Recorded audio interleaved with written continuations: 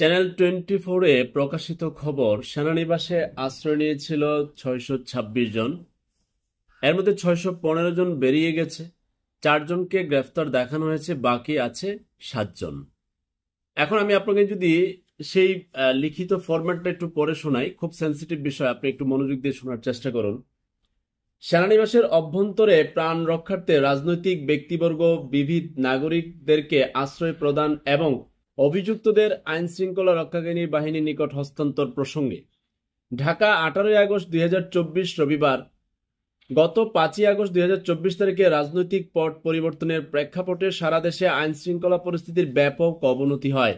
এ সময় প্রাণনাশের আশঙ্কায় কতিপয় রাজনৈতিক ব্যক্তিবর্গ, বিবিধ নাগরিকগণ সেনানিবাসে আশ্রয় প্রার্থনা করেন। এর পরিপ্রেক্ষিতে বিচার বহির্ভূত কর্মকাণ্ড রোধ, জীবন রক্ষা ও আইনের শাসন সমুন্নত রক্ষার লক্ষ্যে জীবন বিপন্ন 24 জন রাজনৈতিক ব্যক্তিত্ব, 5 জন বিচারক, 19 জন বেসামরিক প্রশাসনের কর্মকর্তা, 28 জন পুলিশ অফিসার, 787 জন পুলিশের বিভিন্ন পর্যায়ের সদস্য, বিভিন্ন পাবলিক বিশ্ববিদ্যালয়ের কর্মকর্তা সহ বিবিধ 12 জন ও 51 জন পরিবার পরিজন, স্ত্রী ও শিশু সহ সর্বমোট 626 জনকে বিভিন্ন সেনানিবাসে আশ্রয় প্রদান করা হয়। পরিস্থিতির উন্নতি সাপেক্ষে 615 জন স্ব উদ্যোগে সেনানিবাস ত্যাগ করে। আশ্রয় প্রদানকৃত ব্যক্তিবর্গের মধ্যে থেকে এ পর্যন্ত 4 জনকে, আমি যেটা বলছিলাম প্রথমে, 4 জনকে আপনার ইতিমধ্যে গ্রেফতার দেখানো হয়েছে, তাদের নামে মামলা আছে, বাকি 7 জন আছে, তাদের নামে হয়তোবা যদি মামলার প্রস্তুতি মামলা আছে, এরকমটা অনেক মামলা তো হচ্ছে। এখন খুবই গুরুত্বপূর্ণ বিষয়, এই বিষয়ে আসলে মন্তব্য করাটাও জটিল ব্যাপার। যারা আইনের উপর অনেক গভীর জ্ঞান রাখেন তারা আরো বেশি ভালো বলতে পারবেন এই পরিস্থিতি এবং এই অবস্থা বর্তমানে। তবে বাংলাদেশ সেনাবাহিনী দেশের জন্য ওই পরিস্থিতিতে, যখন 3 দিন এদেশে সরকারই ছিল না, পুলিশ ছিল না, বিজিবি ছিল না, কেবলই সেনাবাহিনী মাঠে ছিল, এরকম একটা হট্টগোল পরিস্থিতিতে তারা দেশকে যে নিয়ন্ত্রণ করেছে, প্রশংসার দাবি রাখে।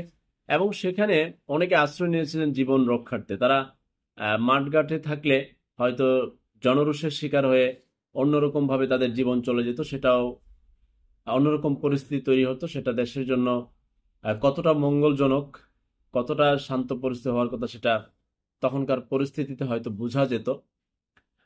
তো এখন আমি যদি বলি, বিরোধী রাজনৈতিক দলগুলোর যে উচ্ছ্বাস এবং উল্লাস, আপনাদের একটু রাজনৈতিক ইতিহাস পড়া দরকার।